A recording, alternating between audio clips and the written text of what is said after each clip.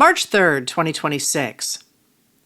About a week before Trump launched Operation Epic Fury, attacking Iran alongside Israel, Chairman of the Joint Chiefs of Staff, General Dan Kane, warned that the lack of support from allies and depleted reserves of interceptors and Patriot missiles would make an attack on Iran risky. Patty Nyberg of Task and Purpose reported that on February 28th, the day the offensive began, Admiral Brad Cooper, the head of U.S. Central Command, wrote to the troops deployed around the Middle East that they were embarking on a mission of profound consequence, moving from deterrence into active combat. Central Command has reported 6 American service members killed and 18 wounded in the operation. According to U.S. Central Command, which manages U.S. military operations in the Middle East, there are about 50,000 military personnel involved in Operation Epic Fury, 200 fighter jets, 2 aircraft carriers and bombers, and they are moving more support to the region. Yesterday, Defense Secretary Pete Hegseth refused to rule out sending ground troops to Iran. In his message to Congress yesterday, announcing he had taken military action against the government of the Islamic Republic of Iran, Trump wrote, "It is not possible at this time to know the full scope and direction of military operations that may be necessary." Today, the war continued to widen, leaving hundreds of thousands of foreign nationals in the Middle East desperate to leave. France alone has 400,000 people there. The U.S. has between 500,000 and 1 million people in the Middle East. The U.S. State Department has urged them to leave, but said it could not help, and with airports and airspaces closed, just how they are supposed to do that is unclear. After pressure, the government is now saying it will work on chartering aircraft and using military planes to transport people who want to leave. Allison Durkee of Forbes reported today that Trump's military strikes in Iran have already cost U.S. taxpayers more than $1 billion. The 3 F-15E Eagle jets lost to friendly fire on Sunday cost $90 million each. Transporting troops, ships, and aircraft to the Middle East cost about $630 million. Missiles and weapons systems are also expensive. A drone is about $35,000, and a Tomahawk missile costs millions. And the 2 aircraft carriers in the region together cost at least $13 million a day. And then there are the costs of operating aircraft and so on. Jennifer Schultes and Catherine Tully McManus of Politico reported that lawmakers anticipate the administration will ask for supplemental funding for this operation, over and above the more than $150 billion the Republicans provided the Pentagon in their One Big Beautiful Bill Act, and the nearly $839 billion in regular funding Congress appropriated in February. Trump made little effort to present his case for military strikes against Iran to the American people.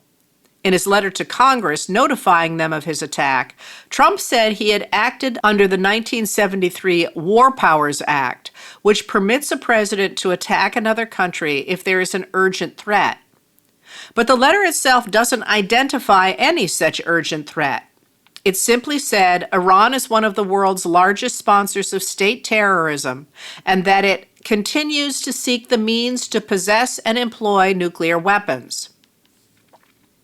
The framers of the Constitution placed the power to declare war in the hands of Congress and not in the president, above all because they did not trust that much power in the hands of one man. But they also wanted to make sure the American people would have robust debates about the value of the money and lives lost in combat. So determined were they for the American people to have those debates that they put into the Constitution that Congress had the power to declare war and to raise and support armies, but no appropriation of money to that use shall be for a longer term than 2 years. In Federalist number 26, one of the newspaper essays Alexander Hamilton wrote to encourage the ratification of the Constitution, Hamilton explained that people shouldn't fear the strength of the new government outlined in the Constitution because the necessity of debating war, alongside the 2-year limit on government funding for the military, would force Congress to debate military actions. He expected members of the opposition to attack those in power over military appropriations, so that if those in power were disposed to exceed the proper limits, the community will be warned of the danger and will have an opportunity of taking measures to guard against it. But Trump has now taken that power away from the people and their representatives. He has launched a military action that, by his own admission, is not an emergency situation like those anticipated by the War Powers Act, and thus he should have asked Congress for authorization to send troops and money to Iran. Members of Congress, in turn, would then have had to answer to their constituents. Tonight, the U.S. Southern Command, which operates in Central and South America and the Caribbean, posted, "On March 3rd, Ecuadorian and U.S. military forces launched operations against designated terrorist organizations in Ecuador. The operations are a powerful example of the commitment of partners in Latin America and the Caribbean to combat the scourge of narco-terrorism. Together, we are taking decisive action to confront narco-terrorists who have long inflicted terror, violence, and corruption on citizens throughout the hemisphere."